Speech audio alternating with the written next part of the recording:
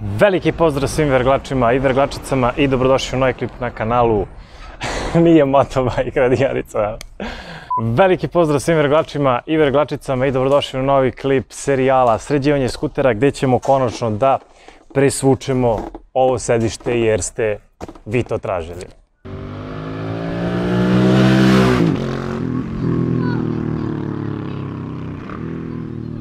Dakle, pre nego što krenemo, potrebno je prvo znači da otključamo sedište.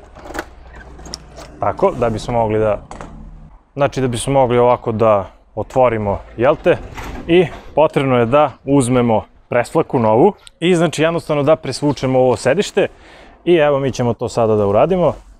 Znači, čekaj, to krenuo sam presvlaku naopačke.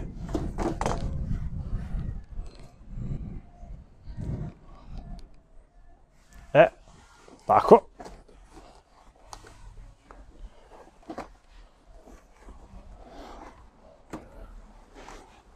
Ovdje ispod zaglavimo tu preslaku da ne može da se skine.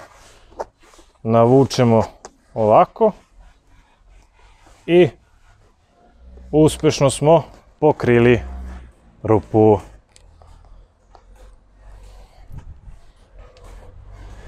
I vergači i vergačice, vidjeli ste znači da preslačenje sedišta nije ništa komplikovano, znači ukoliko vam se sviđa ovaj klip ostavite like, šerite s ovim drugarima, komentarišite, ukoliko ste novi na kanalu pretplatite se, odnosno subscribeujte se za još ovakvog kontenta i do sljedećeg klipa vidimo se. Ćao!